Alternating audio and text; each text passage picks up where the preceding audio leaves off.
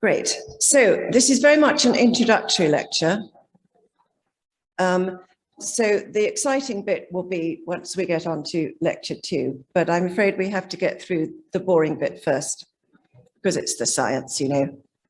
So what are mitochondria, first of all? Well, they are cellular organelles and their principal job is to produce cellular energy. They have many other functions as well, which we will cover, but that's their main one. And there can be up to 10,000 in a cell, but it very much depends on energy demand. So for example, a neuron or a heart cell is going to have many more mitochondria than, for example, a skin cell. You can see why that would be. So it varies widely. So this is how a mitochondria fits into the cell. And this is not to scale, obviously, because I counted only 3 mitochondria here. Whereas, in fact, if you're going to have a couple of thousand, they would not be visible. So not without an electron microscope anyway. But it gives you a rough idea of what the cell looks like and how it all fits together. It's not all blank space anyway. So here is a mitochondrion itself. And I'm going to talk through the structure. So if you want to keep your eyes on this diagram, it'll hopefully make sense. So mitochondria have a dual-walled membrane, and it is in fact a phospholipid bilayer. The outer membrane is relatively permeable, but 2 channels can form in it, and I'm mentioning these because they crop up again later. So we've got the mitochondrial apoptosis-induced channel and the mitochondria-associated endoplasmic reticulum membrane. Now, we'll be seeing those again later, but you heard it first here. So the inner membrane has those folds, which you remember seeing, the cristae, and this is highly impermeable for very good reason. But again, there's a channel that can form here, and that's called the mitochondrial permeability transition pore. We'll be seeing more of that later. And then in the matrix, this is where, well, this is the business end, really. This is where it all happens. You've got the mitochondrial DNA, you've got the cristae where the energy is produced, and you've got the ribosomes. So mitochondria can actually move. So what they do is they move on cytoskeletal tracks with the help of 2 proteins called kinesin and myosin. And they literally pick up the mitochondria and walk them along. And actually, there's a video of that happening, which you can see there. So why might this be useful? Well, principally in neurons, because the mitochondria congregate around the nucleus, but then where they're needed is at the synapse. So that's where these 2 proteins walk the mitochondria down the axon to the synapse to facilitate neurotransmission, which is really clever. So that's why they might want to move. And yes, neurons. So mitochondria have a bacterial origin, and you can read a little bit about it here, but it's a very complicated subject, actually. But the fact is they retain many of their bacterial properties, which I'm going to be flagging up as we go through. So now let's get on to the important stuff, which is energy production. So there are several mitochondrial fuels. Glucose, so this is usually used first, but is not the most efficient. Fatty acids, ketones, and proteins. But you don't want to be using proteins because this is an emergency starvation fuel, and it involves muscle catabolism. So really, you don't want to get into a situation where you're having to use proteins. So the end product of energy production is adenosine triphosphate, or ATP for short. So this is a nucleotide, and it's made up of adenine, D-ribose, and 3 inorganic phosphate groups.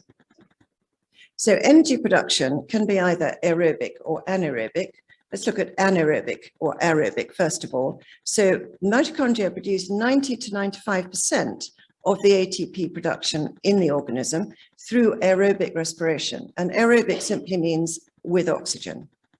And when this occurs, it's oxidative phosphorylation, or OXPHOS for short. Basically, it's just a phosphate group is added to ADP. That's the phosphorylation. anaerobic respiration. This is the remaining 5 to 10% of the cell's energy production. And so this is without oxygen, and it's known as substrate level phosphorylation. It takes place in the cytosol, doesn't go anywhere near the mitochondria. So let's have a look at how our food ends up as ATP. Now I'm going to run through each of these steps, so don't worry about it. We'll have a look at this again when I finish, and hopefully it all makes sense to you. So step one then, glucose is broken down into pyruvate. This happens in the cytosol. And then the cell has to make a decision. Is the pyruvate going to undergo anaerobic respiration, in which case it stays in the cytosol, or is it going to be taken into the mitochondria for aerobic respiration? So anaerobic respiration produces a net 2 molecules of ATP, but aerobic respiration is much more efficient and you get a net more than 30. So in your training, you might have learned 34, 38, 36, something like that. The jury is out about the exact number. So I just said more than 30, because the important thing is really only that it's more than 15 times as efficient as anaerobic respiration. So that's the only important thing to remember. So why would you ever bother with anaerobic respiration? Well, there are occasions when it's useful because it produces ATP much quicker than aerobic respiration. So when you're running from that saber-toothed tiger, that's when you need that little extra bit of ATP that anaerobic respiration will give you. So let's have a look at anaerobic respiration then. So here is the equation, and I promise you there will be very few equations today. So we've got pyruvate, we're sticking on 2 inorganic phosphate groups, 2 ADPs, and out of that we get 2 ATPs, 2 molecules of water, and 2 lactates. So a word about the lactate. So lactic acid buildup during anaerobic respiration is a problem, and it can result in lactic acidosis. So this is very low pH, so high cellular acidity. And this is the root cause of muscular pain, including exercise-induced angina. So it's not a good thing. So now let's look at aerobic respiration for pyruvate. So pyruvate is taken into the mitochondria, into the matrix, a bit in the middle, where at the business end. And there it enters the pyruvate dehydrogenase complex, where it combines with coenzyme A to produce acetyl-CoA. So that's the end of that. That's its purpose, to produce acetyl-CoA. So now let's look at the other branch, which is fatty acids.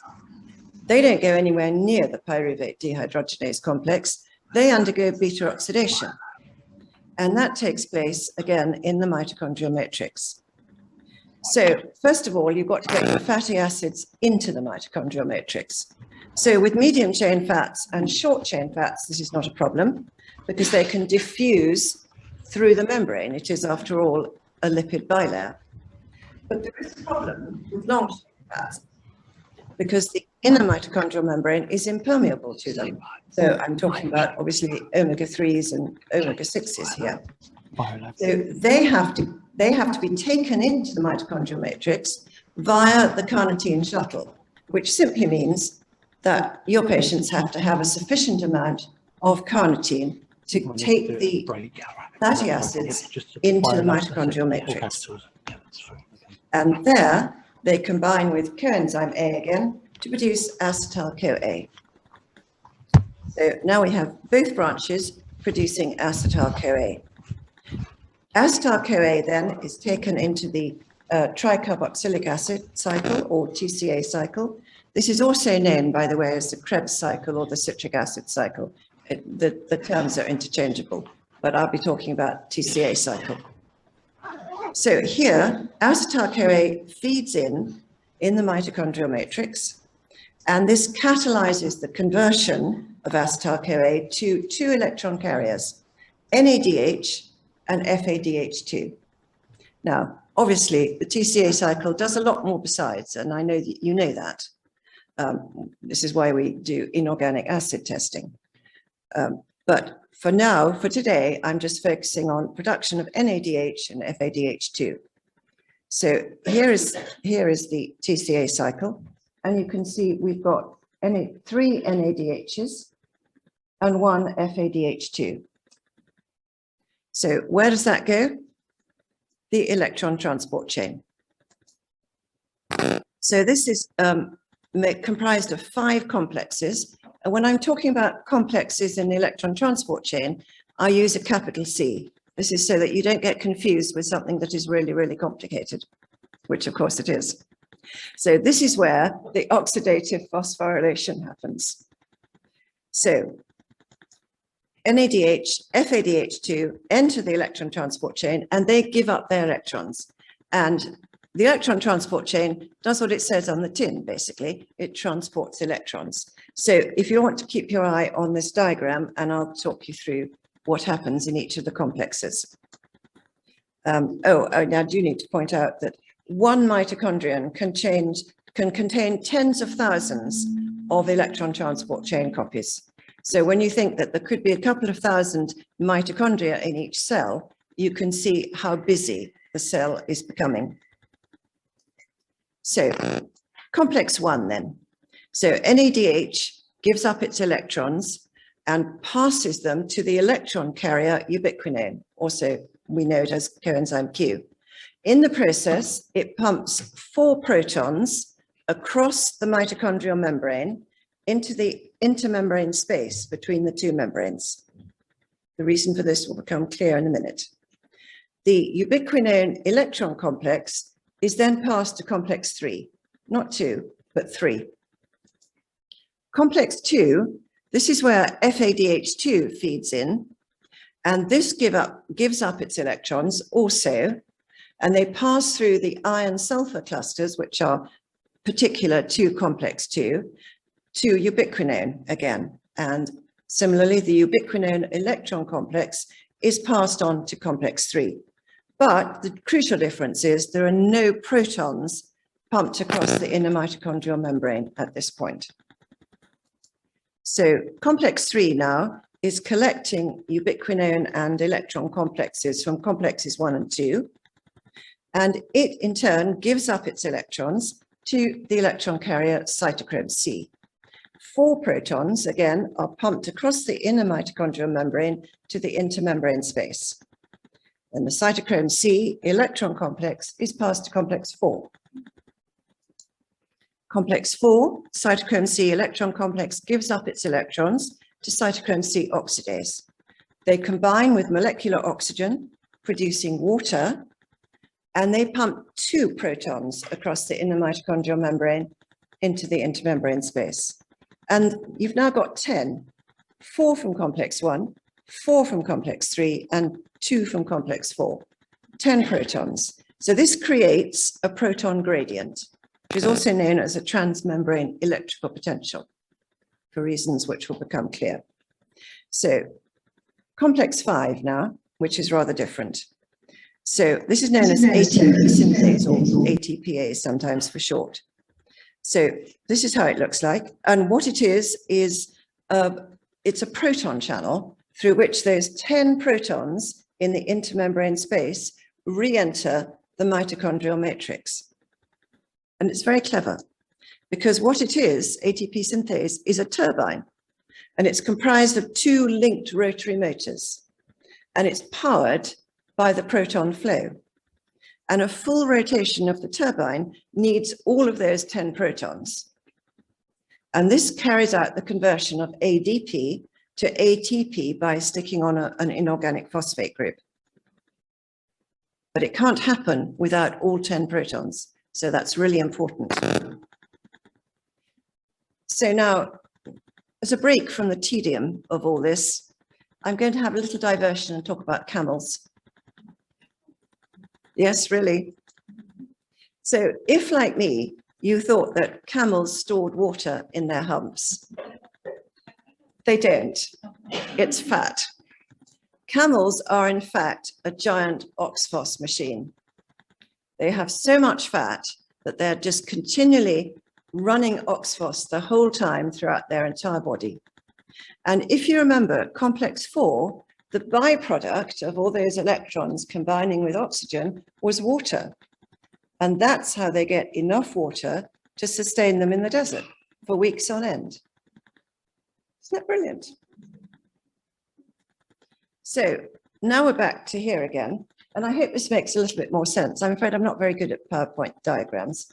But what this shows you is that it doesn't matter whether you start with a wild Atlantic salmon and organic avocado salad or a deep fried Mars bar. It's all going to acetyl-CoA and ending up as ATP. The difference is in the efficiency of the two fuels.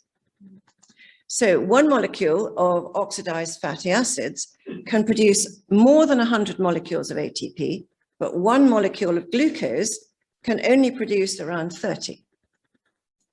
And then the oxidation of fatty acids yields 9 kilograms per gram of energy compared with 4 for glucose and protein. But nevertheless, I've got glucose is always selected first. Almost always. There is one exception, which I will be mentioning later. So what happens now we've got our ATP? Well, most of it is moved into the cytosol, where it's used to do whatever the cell is designed to do. In the process, it loses one of its inorganic phosphate groups and reverts back to ADP. But ADP in the cytosol then has to be moved back into the mitochondrial matrix in order to be recycled to ATP. But the mitochondrial membrane is rather impermeable to these. So what happens? Well, fortunately, there's an enzyme called ATP-ADP translocase, also known as the translocated protein, and this facilitates the ATP going from the mitochondrial matrix into the cytosol and the ADP going back in the other direction, which is really clever. And then we have a magnesium ion, which is stuck onto the ATP, which activates it and helps it to move around the cytosol and do whatever it's meant to be doing in the cell. So, as you can imagine, there's a lot that can go wrong with this. And these are the principal problems, which I'm going to talk about briefly. But I do want to make the point, though, that something that looks like it might be mitochondrial dysfunction could in fact be the mitochondria simply doing what they're meant to be doing. Context is everything here. We'll be seeing some examples of this. So let's look at energy demand but no supply, which I would imagine is what most of your patients present with. So there are several reasons for this. Lack of substrate from the TCA cycle, yes. Lack of oxygen, so they can't run OXPHOS. They're forced into anaerobic glycolysis. Imbalanced availability of complexes, yes, that can be a real problem. Lack of cofactors, so you really need to be supplementing CoQ10 and B vitamins then. Excessive glucose levels in the cell just really clogs up the works and stops things operating properly. Or an imbalanced ratio of your nucleotides, and I'll be saying more about that later. Then there's energy supply but no demand. And this is, well, this is the couch potato position. So not all the ATP is being utilized. So it's not being converted back to ADP. So they're not pumping protons across the inner mitochondrial membrane, and electron flow slows down and stops. And this induces uncoupling proteins, which I'm going to be mentioning in just a minute. So bear with me on that one. So only increased energy demand can restore the flow and use up the excess ATP. Excessive electron leak. Now, electron leak, I think, is a really bad term for this, but it's what it's called, so I have to go with it. Because what happens is electrons are actually a really useful signaling molecule. And so when normally you're going to get about a 1% leakage from complex 1 and slightly less from complex 3. And that's really great because they perform a very useful function, which we are going to see later. It's when it becomes larger than that that it presents a problem. And we can see this in chronic disease and also with aging. So electron leak can also occur from excess protons that are pumped across the inner mitochondrial membrane, but not brought back again. And the leaked electrons in excess, at any rate, then react with oxygen to form superoxide. Superoxide is the mitochondrial principal free radical. That's always formed first. So lack of magnesium ions is also a problem because, as I said, it has to bind to ATP to make it active. And so your patients must have an adequate magnesium intake. Otherwise, they're producing ATP for no good reason, really. So I said there were many functions of mitochondria, and this isn't even all of them. There are many, many more, but I hopefully have got some of the more important. The 4 at the top in green, I'm going to lecture. The rest you can look at on my website. So production of reactive oxygen species. This is really important. And these are formed from electrons escaping from the electron transport chain. That's the electron leak, and joining with oxygen. But also from iron. Do you remember I said that complex 2 had iron sulfur clusters? So they can leak from there. So a healthy level of free radical production is really important for signaling. It's when it becomes unhealthy that you've got a problem. So this is a good moment to mention mitochondrial antioxidants. So mitochondria produce their own, and we've got, because the principal free radical is superoxide, we've got superoxide dismutase to quench it. So it's manganese superoxide dismutase in the matrix and copper zinc superoxide dismutase in the intermembrane space. And their job is protecting the lipid bilayer, because you can imagine it's lipids. It's going to be open to free radical attack. And they're also protecting the mitochondrial DNA as well.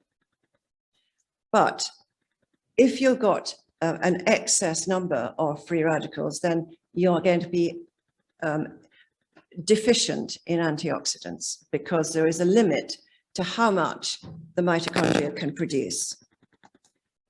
But if your solution to that is to just supplement antioxidants, you're going to end up with very expensive urine and a huge amount of disappointment, because any antioxidants that you supplement may make it into the cell, but they won't make it through the mitochondrial membranes into where they're needed, which is in the matrix.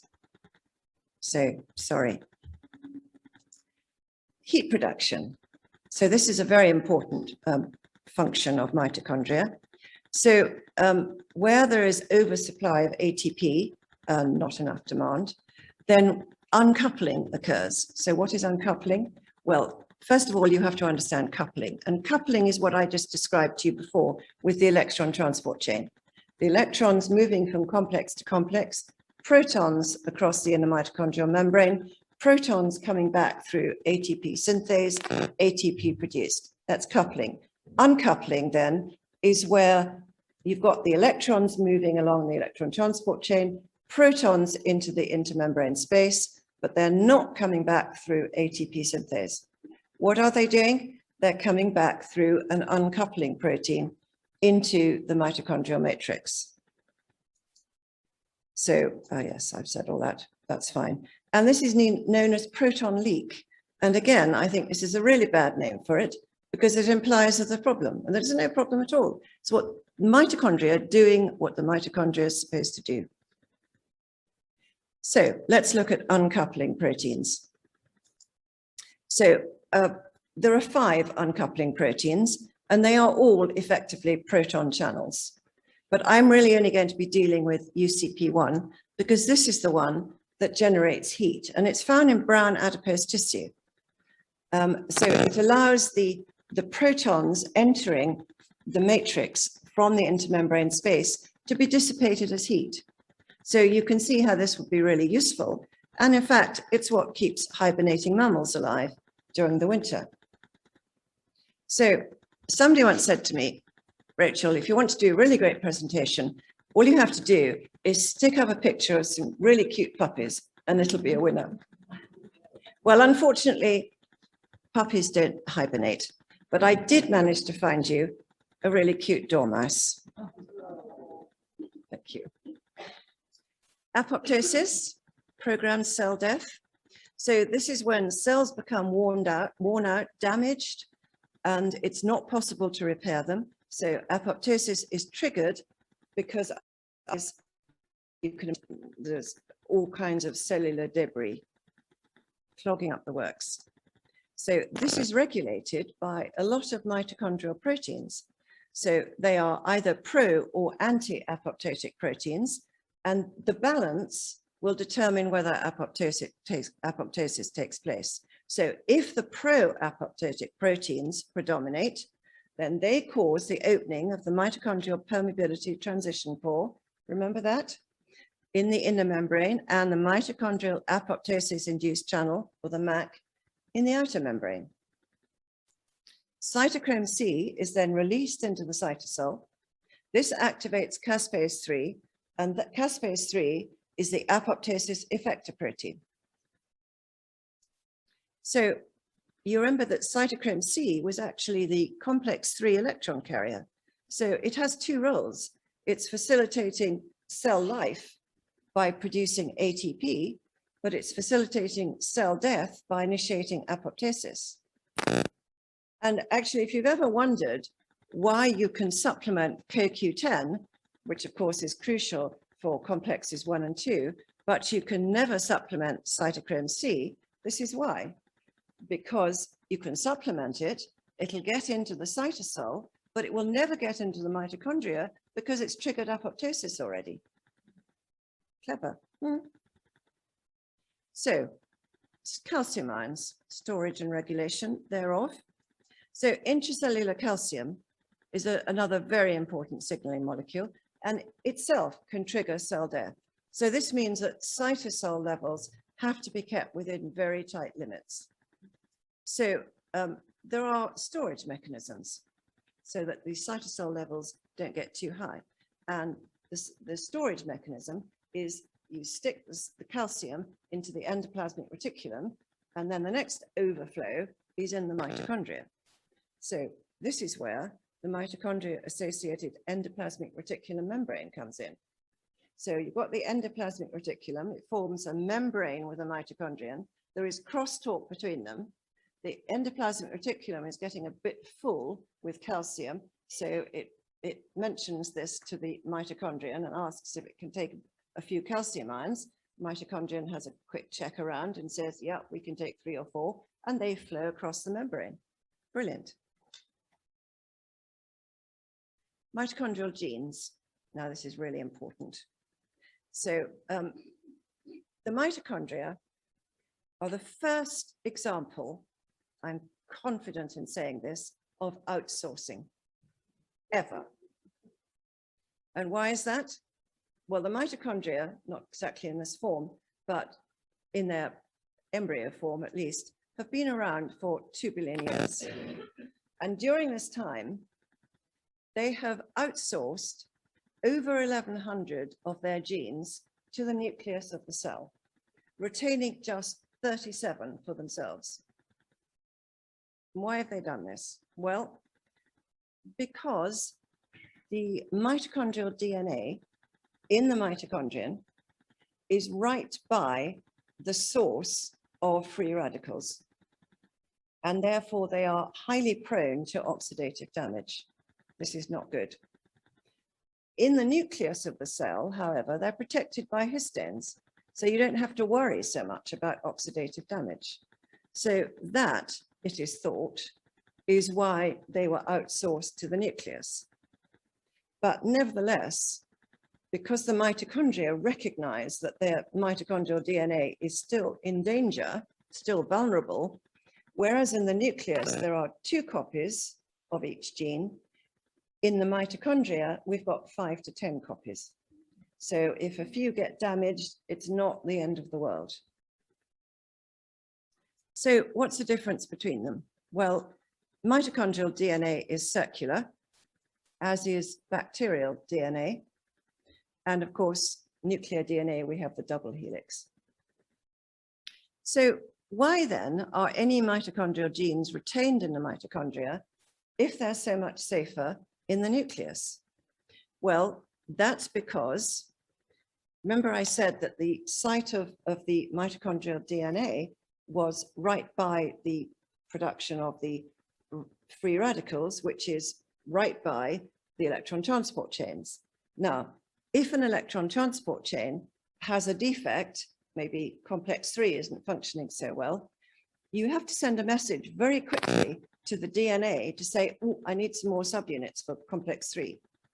If the DNA is right there, it can respond very quickly and get the requisite subunits immediately. If you've got to send a message to the nucleus, it's going to take a long time. And also, the nucleus isn't going to know that it's just this electron transport chain that needs a subunit. So they're going to be sending out subunits to every electron transport chain in every mitochondrion. This is not very efficient. So that's why it is thought, and it makes sense, why these 37 genes have been retained in the mitochondria. Yes, I've said all that. But I discovered to my horror that researchers are now working on transferring genes from the mitochondria to the nucleus. So as if 2 billion years of evolution wouldn't have got it right, scientists today think they can improve upon this because they've discovered that mutations in mitochondrial DNA cause aging. So we take the mutations away by moving the mitochondrial DNA, aging is abolished. What could possibly go wrong? So yeah, that's all of that. Watch this space, I think. So let's talk about mitochondrial DNA mutations. So they can be either heritable or acquired when they're known as somatic. So heritable mitochondrial DNA mutations are what induce the mitochondrial diseases, which are rare but very serious. And Professor Pirinen, who you're going to be hearing later this morning, will be talking to some extent about that. So mitochondrial DNA is primarily maternally inherited, but very occasionally some paternal DNA can sneak in there as well. And when that happens, it's called heteroplasmy, but what's meant to happen is homoplasmy, which is just the maternal DNA. And mitochondrial diseases, unsurprisingly, have been found to be heteroplasmic. So I'm sure you're wondering, as indeed I wondered, what happens to the, thank you, Damien, what happens to the paternal mitochondrial DNA in the sperm? Well, you can see the mitochondria are there. And once the egg is fertilized, then the tail, including the mitochondria, falls away and goes for phagocytosis. So as one researcher commented, I'm afraid that mitochondrially speaking, the male is a genetic dead end. Sorry, chaps. Mitochondrial quality control is really important because this determines how many mitochondria you're going to get in each cell. So we've got fission, fusion, biogenesis, and mitophagy. So I'm just going to quickly run through each of those. So mitochondrial fission, this is where mitochondria are fragmented, and what you end up with is damaged bits, which go for phagocytosis, mitophagy, and undamaged bits, which then fuse with other undamaged bits or whole mitochondria. So it's very efficient. You don't have to scrap a whole mitochondrion just because a bit is damaged. So how this works is, oh yes, we're back with our mitochondrial endoplasmic reticulum membrane again. Remember that? So what happens is the endoplasmic reticulum tubules wrap around the mitochondrion, and this is what causes it to break apart through constriction. So I looked to see if I could find a picture of this to show you, and I failed. But I did come up with this, which probably is exactly the same process. So hopefully that will do instead. Mitochondrial fusion then. So this is when healthy fragments fuse together to make a new mitochondrion. And in fact, this is really important during cell division to make sure that the mitochondria are equally divided between the daughter cells. Mitophagy, this is the name for mitochondrial autophagy, but it's exactly the same process. So this is the removal of defective mitochondria by autophagosomes and catabolism by the lysosomes. Biogenesis, this is the really important part. This requires the transcription of genes in both the nuclear and the mitochondrial genome to make new mitochondrial proteins. And the master coordinator of this is PGC1 alpha, of which more in a second. So I see my diagrams are getting marginally better, but not much. But hopefully this explains it. So mitochondria undergoing fission. Here are the damaged parts, mitophagy, healthy parts, fusing with other healthy parts. DNA synthesizes new proteins, and you end up with a new healthy mitochondrion. Brilliant. So mitochondrial regulators then. So the first 5 are all about mitochondrial biogenesis, and I've got another diagram, sorry. The next 4 I'm going to lecture, the remainder is on my website. So this is how the diagram looks. So we've got AMPK, I'm going to say some more about AMPK in a minute, and SIRT1, sirtuin, activates PGC1 alpha. That activates NERF1, NERF2, and ERR alpha. There is a key to all this on the slide, by the way. They activate TFAM, that activates nuclear DNA, and here we've got our subunit proteins. That's how all that works. So I want to say a few words about energy sensing pathways. So sometimes these are known as nutrient sensing pathways, but I think that's a really bad name for them because they're not really sensing nutrients at all. I mean, what is a nutrient? It can be one thing to one person and something else to other people. I call them energy sensing pathways because I think that's a much better description of what they do. And the 4 principal ones are AMPK, mTOR, insulin, and insulin-like growth factor. So AMPK actually opposes the other 3, and it triggers mitochondrial biogenesis, as we saw in the previous slide, whenever it senses low energy. So low ATP, AMPK comes into play, and it sets the body in catabolic mode. And it's upregulated by fasting. Also some supplements, but fasting is the easiest way to do it. mTOR, which is the opposite of AMPK. I won't go into why it's called that, but there's something on my website about it. So mTOR opposes AMPK and sets the body in anabolic mode. And eating upregulates mTOR.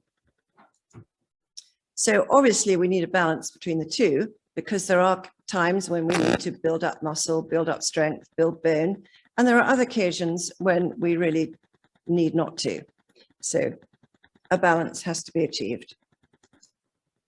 Heat shock proteins, these have a really important role in the body because they are molecular chaperone proteins, and they're formed whenever a cell is under stress, and it helps to protect the cell and prevent apoptosis.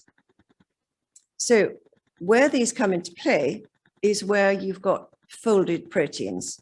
So if you remember, in the mitochondrial matrix, we had the cristae, which were folds. And so these are achieved by activating heat shock proteins. Sometimes these proteins can misfold, and I'll be saying more about that later. This is a cellular stress response. So the heat shock proteins can help to reverse that and to degrade the misfolded proteins. So they're really actually useful in the body. So there are quite a few heat shock proteins, but the one that we're concerned about in the mitochondria is HSP60. Reactive oxygen species. Now these have their role as cellular signaling molecules, also mitochondrial signaling molecules. So they're really useful, except in excess.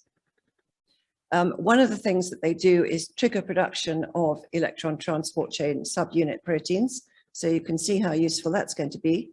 They can also induce production of their own antioxidants, and they also signal the time for mitochondrial fusion, fission rather, and mitophagy. So they have quite a lot of really, really useful roles there. Then there's the microbiome, and you'll be pleased to hear that there is a correlation between microbiota quality and diversity and mitochondrial function. And there is evidence of crosstalk between the two, as you might expect, because mitochondria have a bacterial origin. So studies here are really in their infancy now, but I foresee that we're going to have many more of them looking at the correspondence between these two important features. So this raises the question then, to discuss over coffee, should the mitochondria be considered part of the microbiome? So that's an interesting one, isn't it? Your thoughts perhaps at question time. What can damage the mitochondria? Well, all of these things can. I'm going to say a few words about pharmaceutical drugs and environmental toxins. The rest is on my website. So drugs then, antibiotics are a big problem, and also statins, but I'm going to cover that when I look at cardiovascular disease. So antibiotics then, the antibiotics that target bacterial DNA also target mitochondrial DNA. And the worst one is fluoroquinolone antibiotics. And these not only contain fluoride, which is a mitochondrial toxin, but they also damage mitochondrial DNA and prevent its replication. They interfere with the electron transport chain function, and they increase free radical production. Not good. So we have the term vaxxed for vaccine injury, but we also have floxed for fluoroquinolone antibiotic injury, extreme fatigue, joint and muscle pain. I think we know all about that. Environmental toxins, this is a massive subject, and I'm not going to say anything about it other than just put this slide up, because honestly, it's worthy of several days in itself. So this all raises the question then, are mitochondria actually alive? So there's been quite a debate about this on the Twitter sphere, and the expert consensus is that mitochondria are not independently alive because they can't exist outside the cell. But I would like to compare that with viruses and parasites, which also cannot exist without a host. So it seems from this that there is really three states of existence: dead, alive, and dependently alive. And if you want to read more about this, then I thoroughly recommend Professor Nick Lane, who's written several great books, but particularly this one, Power, Sex, Suicide. And with a title like that, naturally, I thought this was another airport bunkbuster. So relieved to find it was about mitochondria. Anyway, he points out that mitochondrial genome is evolving 50 times faster than our nuclear genome. And he reckons that at some point in the future, mitochondria are going to make a bid for freedom. And I can't wait to see it. He calls them clandestine rulers of the world, because no doubt they will be. Thank you.